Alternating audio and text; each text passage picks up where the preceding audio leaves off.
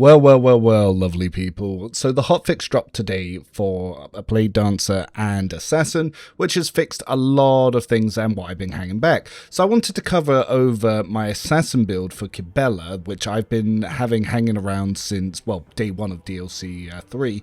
And I also wanted to compare it with Bladedancer Executioner, so you guys can make some informed decisions which you're going to use.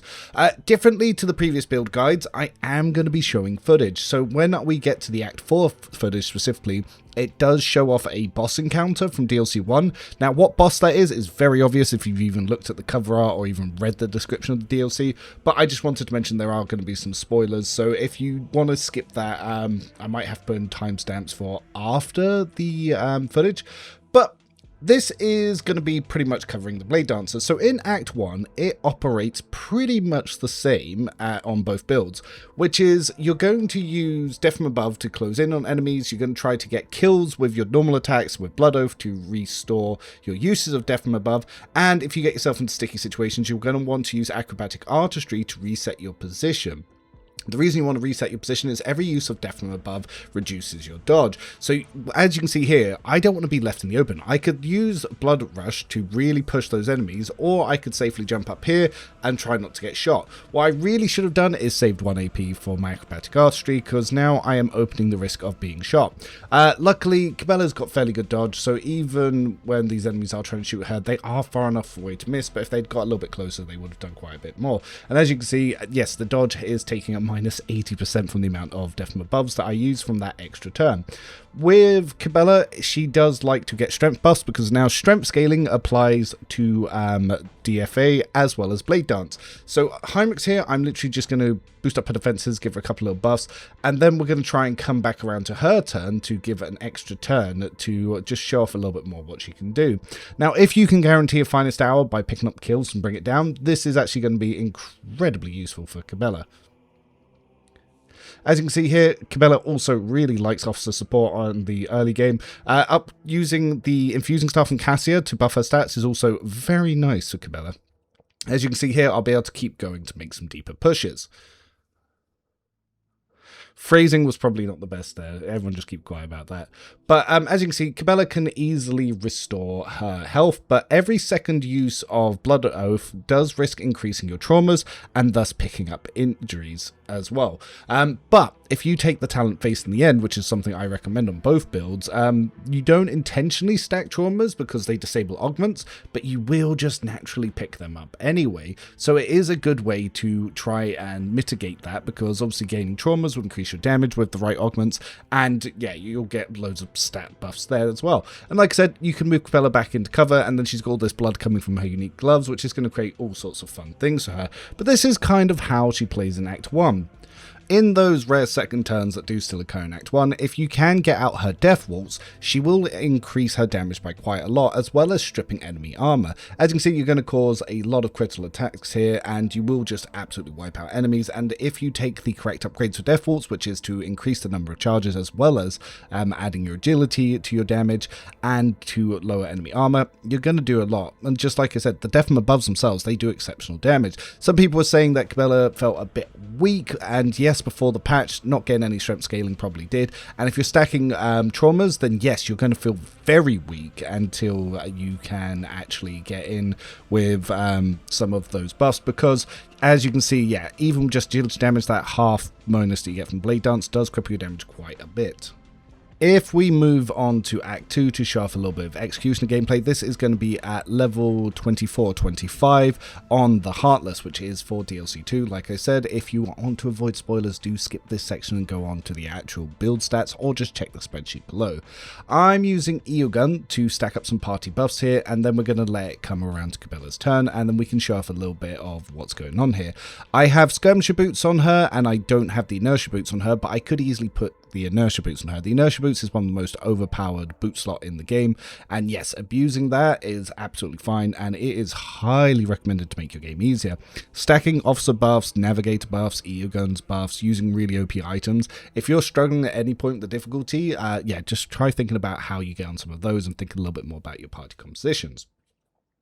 The way Executioner plays is it likes to do damage to apply dots, and then when it applies dots, it can then follow up and hit again, and then it will trigger those dots and cause them to instantly damage, and they will also stack. This is why Executioner is so powerful. It's why it's very useful with Rock Swords, it's why it's very useful with Bladedancer. However, I'm not really planning on showing off Rock Swords here because I don't think you need them. You could also stack Invigorating Resolve and Malpian Shroud, but again, I think that's overkill. These builds are strong enough, and that's just extra win, and you could better use those items on, say, Abelard, who doesn't have as much base damage as, say, Kibellah. Anyway, I'm going to break down to Kibellah here just so she can take a turn, because initiative in this game is not the best. As you can see, the stats have been buffed up quite nicely. She did pick up a trauma, so her agility is lower than we would like it to be, but it's not going to be the end of the world, because obviously Kibellah scales nearly everything from Medicae. So if I go in with a Blade Dance, you're going to notice a few things about some interactions going on here. The first one, Death from Above triggers electrified strikes from Eargun, which is meant to be a single attack. The second one, it triggers the focal emitters, which is the eye lasers. So I have equipped onto Kibellah the augments for the traumas, as well as the augments for the eye lasers. We will come back to those later, and I will run you through them more. Because Kibellah has triggered a heroic action, I am now giving her a Fine Style, which is going to make it much easier for her to effectively clear the battle. And as you can see, yes, that's one of the other Blade Dance bugs that's not fixed. Kibellah succeeded an awareness check as she jumped over that guy, so because of that, the bug caused her to lose her Death from Above. However, as we continue going on here, if the eye lasers or the dots makes the kill, we'll actually refund a charge of Death from Above. So ideally, you don't want the actual jump in to kill them. This is very similar to how Fleet Combat Training worked for the Gun Dancer build. So as long as you put on the eye lasers onto Kibellah and those Death from Aboves get followed up by the eye lasers, they get the kill, you get more Deaths from Aboves, and you can trigger them on multiple targets if they survive. Also, the nice thing here is if Eargun's Electrified Strikes gets the kill, it will also refund a Death from Above. So as you can see, I could make a lot of these guys, and you're just going to absolutely demolish the battlefield. So let's compare this to some Assassin gameplay. Now, the Assassin, much like the Master Tactician version, which I'm not covering in this video, is very item reliant, but it's also still exceptionally powerful. Though, having said that, I realised my mistakes. Now people are going to want to see the MT version, which is also exceptionally powerful because of the MT inverter that you get in Act 3. Anyway, so Assassin here, I am throwing out a Blade Dance, and I'm going to use my Death from Above to proc these openings. Now, my damage will build very quickly because of Imminent Demise, which is as you deal damage with Assassin, you get a degraded defense effect. So it is very powerful, and the more versions of dots you do, the more it does. And as you can see, I can very easily clear enemies. Now, this is going to look like a little bit more of a struggle, because naturally I haven't given her Finest Hour, which I could have done there, but I'm just showing off playing around with a little bit of what she can do with the Executioner. I'll probably show off a little bit of Death Waltz, which will show you some, well, really big differences in damages. As far as I'm aware, Death Whisper is still bugged with Rock Saw, so if you use Rock Saw on Kibellah with that Death Whisper, it will cause all of your attacks to lose damage for the entire round. But as you can see here, doing a Killing Edge and some openings, you're going to get some fairly decent damage, and you're going to be able to build up momentum quite easily. And yeah, I don't know if they're planning to fix these electrified strikes. It's not meant to be triggering here, but it certainly is. But yes, we go in Death Waltz, and we will get all of those agility based damages, same as we did with Act 1. And what you're going to want to do is try to get the openings. Now, the problem with openings is they work very much like Slash. Sometimes they just will be in places you can't get to, which is going to be very annoying. But that's where Blade Dance comes in. Because of Death from Above can allow you to get to it, you can hit them quite easily, and you can do a lot with it. Now, if you're not using the inertia boots, which, like I said, currently I don't have in Kibellah, I thought I had equipped them on her, but I realized I hadn't when I started recording. You can use Blood Oath to push really deep. Now, what I'm about to show you is very risky gameplay. Someone once told me my Assassin builds were terrible because I don't use In the Footsteps of Death. My reply to that is, yeah, I don't plan on going to win turn 2. I plan on winning turn 1. Now, with that said, yeah, this style of gameplay, like I said, very usable, and it's very online early. Assassin, that same check got me last time as well, didn't it? By the way, this is why Sweep Emotions is good. If that would have been 1 AP if I still had Sweep Emotion in this build, I did put on Guillotine, but as you can see, the increased Guillotine damage will come up on this guy when I come back for it. But As you can see, Assassin is very good even before you get to Note's weakness in Act 4. Act 3 is going to feel like a tiny power decrease, but you will notice it comes back immediately in Act 4, but Act 3 is still going to be very easy. The problem for Executioner is a lot of enemies are immune to Toxin and Bleed in Act 4 and Act 5, so you're kind of relying on turn 1ing for Executioner because that's the only time you can get your fire dots. So if you don't one turn with Executioner, it's actually harder to win, which makes, in my opinion, while slightly weaker, overall, Assassin's actually going to be more reliable. And like I said, once you use the Death Aura build, which is what I'm going to show off here, you'll notice it is exceptionally powerful. So this is going to be a little bit of Act 4 gameplay, starting with the Executioner. And yes, I know some people can be asking why I didn't show MT when I was bragging about it in the last section, but two is enough. 2 is enough. I'll get a build put onto the spreadsheet as I start converting the other Bladedancer builds. Anyway, EO gun. I wanted to show off the fact that I am using a buff loop here, so just EO gun buffs coming in here. You don't need them, but for unfair, it does trivialize the game, so why not look shockingly powerful? So coming in from a Bring It Down from Commander's Chrono, so we skip initiative, we're going to activate a Furious Assault. Now, there is going to be something that I need to talk about with Furious Assault, which is there is a bug where if you can't place, as you can see here, you will get stuck on enemies. So this is going to be something to keep in mind. This can happen, so do quick save before you can use it. This is an infinite loop. I have reported this to the developers. Okay, so if we try that again, I'm going to activate Death Force just to show full power hits here. Now, with Executioner, the first hit won't apply dots, but follow-up hits will. I don't know if the focal emitter triggers dots, but it will trigger the explosions, but actually it does look like it is triggering some dots. But anyway, as you can see, as you start dealing damage, things will explode and they will die quite quickly. The main problem that Executioner is currently seeing is with the fact that enemies need to make skill checks, unless you do extensively buff, unless you do extensively use Medicae stacking, a lot of enemies are actually going to resist you in boss encounters, so you will be losing a lot of damage on your Executioner, which is why Assassin might actually, in a lot of scenarios, be more reliable. So this is the Executioner showing a Furious Assault, which is the teleport warp smack Sasuke looking Chidori augment going on here, but like I said, be careful, it is somewhat bugged. Now you can use the Assassin chains to have one unlimited attack, or you can use the Warrior one to make 2 attacks. I prefer the Warrior one for Executioner, then obviously the Assassin one is probably going to be your best bet for Assassin, but you could gladly use the more attack economy coming in from this one. The other nice thing is, as you can see, I'm not using inertia boots in this encounter, but the reason I didn't want to do that is I wanted to show off that the fact that exsanguination, will allow you to restore some MP, which is going to be quite useful. I've actually got the skirmisher boots on Kibellah, so it has a chance to sometimes proc extra movement here. But yes, following up attacks and hitting, yeah, tank economy is going to feel a little bit worse because unless your DFAs are killing and then proccing the eye lasers, yeah, you're not actually going to restore those charges of DFA. So like I said, I'm starting to feel like Executioner might not be the strongest pick for Assassin. No, for Bladedancer, sorry, with Assassin being the other one.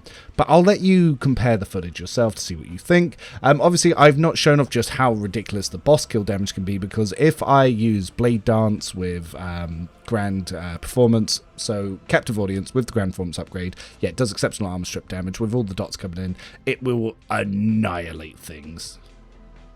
So let's have a look at the same scenario, but going in with the Assassin. So I've given Bring It Down to Kibellah, and I'm going to start off with the Force Coupling to bring the enemy to me, and I'll hit her. And you notice all these procs of damage. So this is my Death Aura build, and it is using Malign Influence with proccing willpower checks to do exceptional damage. So buffs are also going to be more powerful, because obviously the more buffs you have, the more damage Malign Influence will do, and then it will quickly build up Imminent Demise, which, as I said, works like Degraded Defense, which is as you deal direct damage, you'll do even more.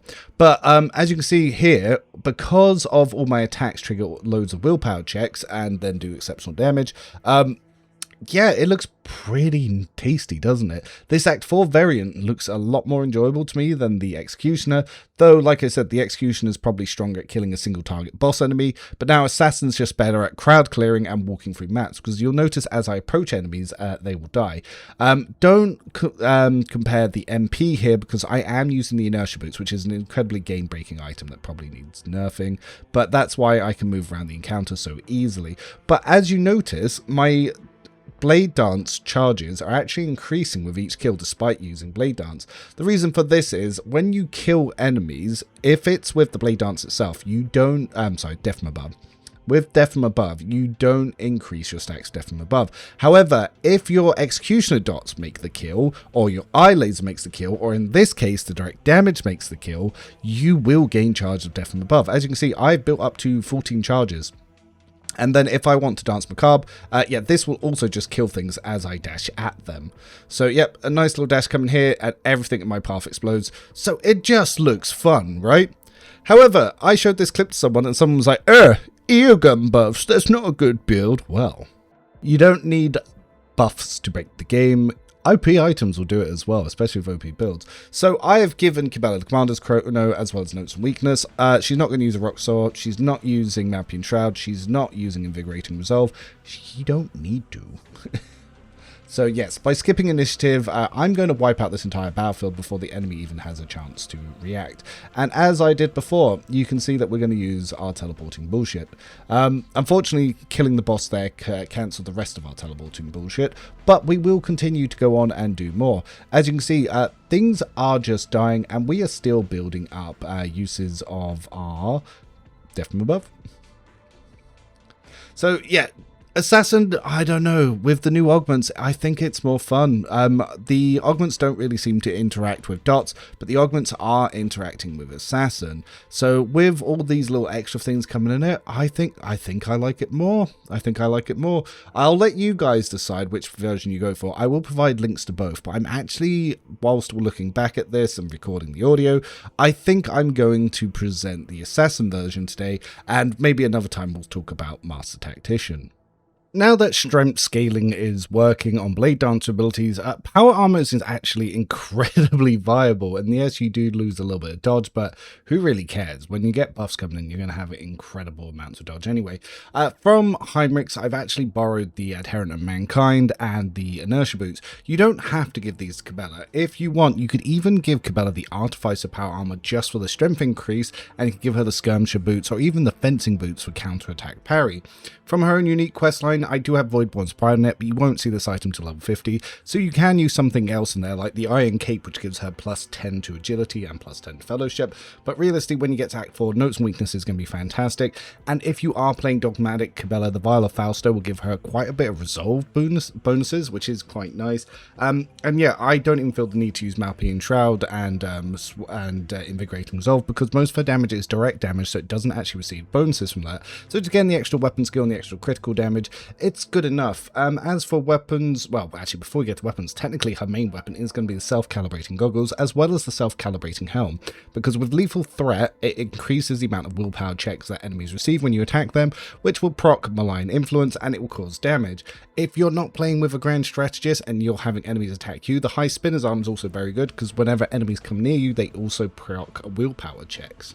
As for weapons, in a lot of scenarios, your agility will actually outscale your strength, especially if you're using Face in the End, as you pick up injuries and traumas, so it is worth still going for Drukhari weapons. At the moment, I've got Symphony of Pain in 2 slots here because it is fairly high damage and it causes enemies to take random negative effects. In the secondary set, I've got the Djinn Blades of Ymiras, as well as the Insatiable Djinn Blade.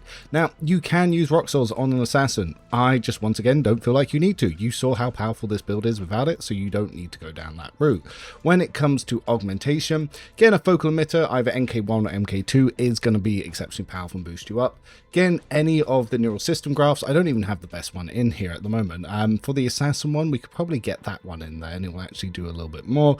But yeah, it's just something that you could use. Like, I didn't even have the assassin one on during that thing. You don't need the Chemis combat infusers. I've just got one on because why not? You could use the galvanic carapaces, but just be aware that you are likely to kill allies. Again, you can use any of the grapple arms. You can either use something like the MK assassin, which comes late in Act 4, but early on, the MK warrior is going to be the best one for you. You can even use the MK2 here, but the MK warrior, which I've currently got on Heinrichs, if I remember correctly, yeah, again, the double hit is also going to be very, very useful because it also double proc focal emitter. For the legs, I do have the skull crushers on here, which requires you to go a little bit down the heretic, but the actual phase oscillators are going to be a lot better because as you build up a lot of movement, yeah, being able to then just run through the enemies will do a lot of damage. And because it's direct damage, yeah, you will just kill them. I think, again, I've got the NKS ones on Heinrichs? No, I just had it in my inventory here. But yes, it will do 30 damage as you run through enemies. So the actual phase oscillators are more meta, but I don't like that it reduces your parry, which is why I don't use it early game, but you could use it late game. It's up to you, but the inertia boot's giving you infinite movement. Yeah, you can just run through and kill every enemy in the game. I think someone posted my build on Reddit using these with just running through. So yeah, good option that you can do with that.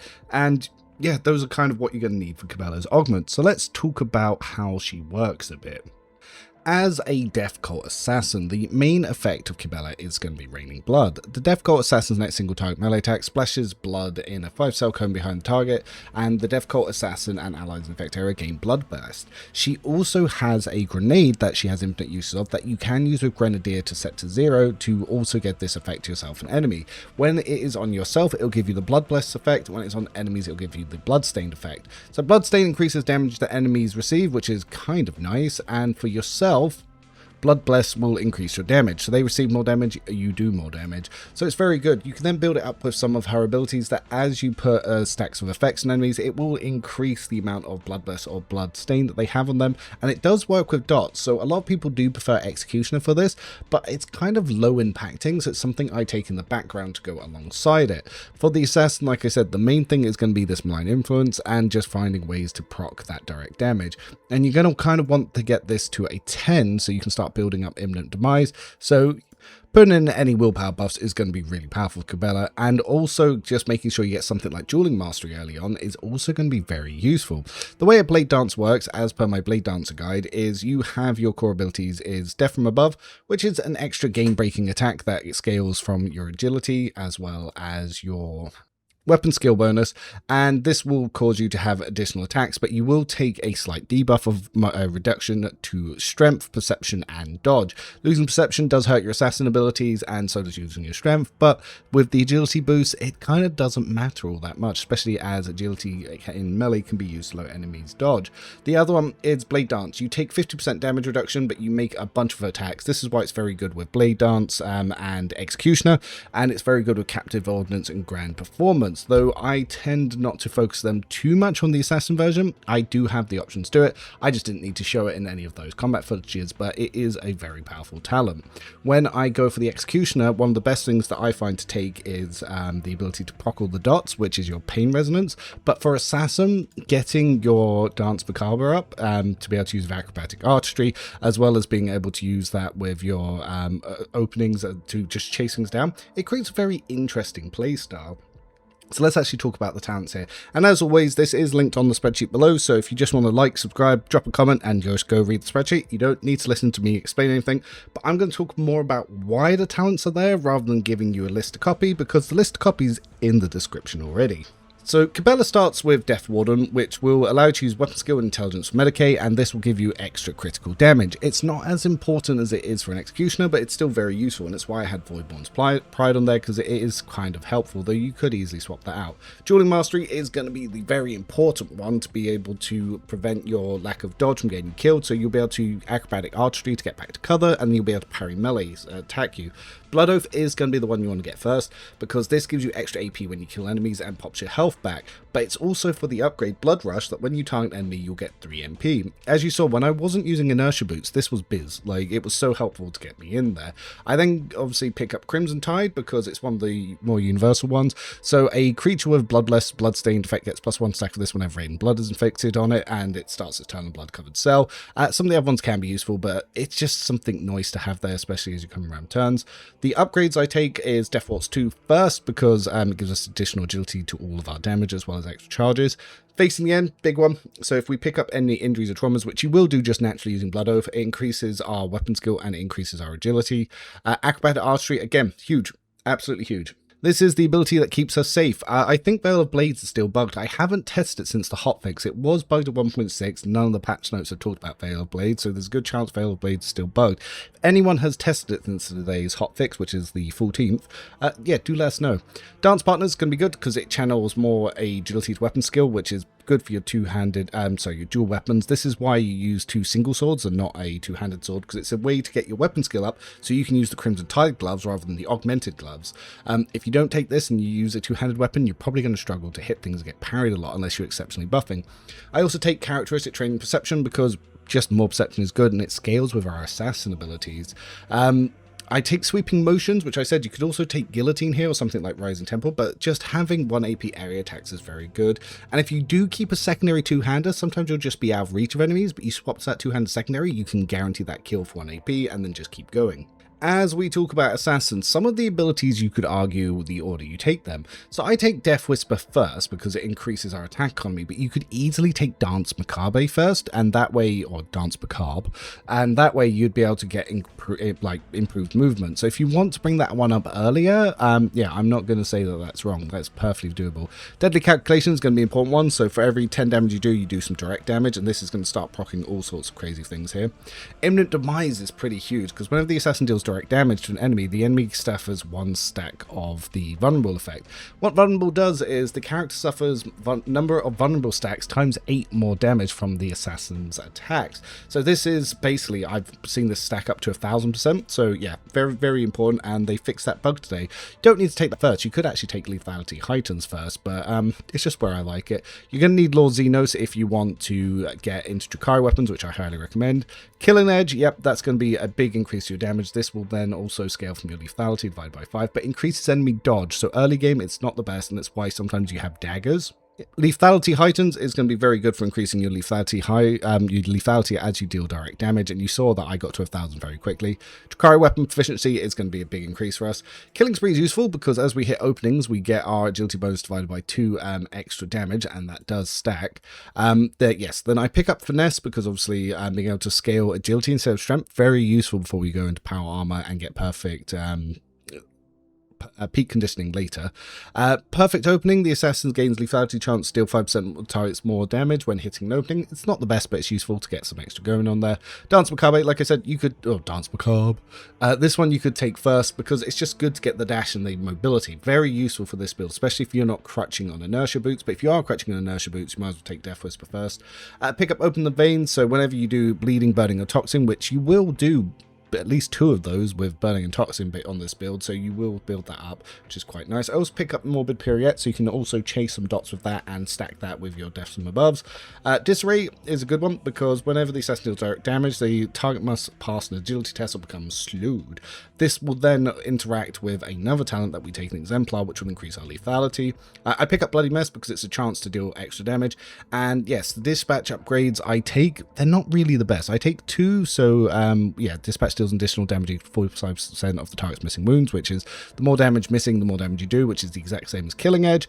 And the last one I take is Dispatch 3, which is until the end of combat, whenever the assassin hits an opening, they gain +6 random down temporary wounds, which, like I said, can be stacked with Malpian Shroud, especially if you're using Invigorating Resolve. In Exemplar, this is the most important one we get, which is Malign Influence. Whenever the enemy fails a willpower resistance test against this character, they suffer 8 direct damage, and this is scaling with willpower bonus. Especially if you can get that to 10, that's going to be really, really, really good. But this is why we take Lethal Threat, and it's why we use Self-Calibrating Goggles as soon as we get this talent, and then Self-Calibrating Helm. Rising Tempo is just going to be more damage we're coming in. Lethal Concentration is bugged and can only be taken in Exemplar, but yeah, yeah, it's just another way to increase our lethality. Pick up Jinx because sometimes it helps for our parries and also procs some of our chances. Captive Audience, exceptionally powerful, especially using before Blade Dance. Yeah, you'll also want to get the Ground Performance upgrade, which we do down here. I take Lethal Threat, so every one of our attacks made with a melee weapon, it gives enemies willpower tests, so that's going to be very good for increasing malign influence damage. Seize the Advantage, the assassin gains 15 lethality against enemies that have the slowed effect, but yeah, the bonus for each of these effects is capped at 45, so you can get slowed, mobilized, and hemorrhage. Hemorrhage comes from your Death Whisper, so if you Death Whisper an enemy, you'll probably inflict slowed and hemorrhage on them, so that's going to be a plus 30 lethality. It's okay, you don't really need to do it because, like I said, you build up to 1,000 eventually. I take Elusive Shadow here, you could take Poison Strike, but then the layer stuff, it's mostly just pinning other assassin talents for just some little extras, because obviously by the time you get Lethal Threat, you're completely online. Lethal Precision does work with your single attack, so it is quite nice to guarantee a crit. An Eye for the Unscathed, so yeah, you get dodge and dodge reduction against enemies until the end of combat, so yes, if they're at full wounds when you hit them, it's easier to land those killing edges. Destroyer is going to be very useful because stripping enemies' armor means you do more damage, though you don't need it as much because direct damage ignores armor anyway. Guillotine comes in a little bit later. If you were to swap it around sweeping motions, you could then swap them here. Duelist is useful because you deal more damage to enemies that are armed with melee. Lone Killer, yep, it's going to be also useful to increase your dodge and dodge reduction, which also works with all your assassin stuff. Peak Condition, this is the important one. Because strength now matters for Blade Dancers, then yes, turning your wounds into strength, very, very useful. You can also pick up Race Against Death, so your agility and your dodge, as your dodge goes up, it will give you more health, which will therefore give you more strength, so I take them together. Outsmart is one that you can also use to get more dodge when you hit an enemy's not having opening, which then ties into Race Against Death, which then ties into Peak Condition, which then ties into damage. I've got Unforgiven. After Blade Dance loses any number of wounds, their next attack deals 11% more damage. If they lose cause Blade Dance suffer an injury or trauma, that bonus damage is increased 22. Pretty good for a killing edge. Take in Power Arm Proficiency a little bit later. On the Executioner build, I take it early, around level 38, but yeah, very useful for endgame just to get the extra strength, even if you're only using the Artificer one, but Adherent of Mankind is the best one. You could even use the Reckless Onslaught armor, so you can get some extra charges in there. That is another really good one, because most other builds don't use that, but it just comes a little bit later in the end boss, just going up to Uralan. Yeah, Poison Strike's what we finished off last. In this last slot, you can switch between Extermination or Degraded Defense. It's up to you. Extermination will increase your base damage for every time you attack. Degraded Defense will obviously not apply to your direct damage, so if you use that, just keep that in mind. But yeah, that will complete the build, and that will do everything we need to do. Like I said, talent suggestion, item progression, augment suggestion, and every individual talent is in the spreadsheet below, so do have a look like that. And if you want to support me, feel free to join the memberships. We do have like auto level build code, so you can just put in that code and everything levels for you. And we have someone who's working on a way to optimize the spreadsheet, so we have a special version just for members. So I will see you on the next video. I've been Rum619. I hope this has been helpful. Do comment below which version you prefer, Executioner or Assassin, as I do.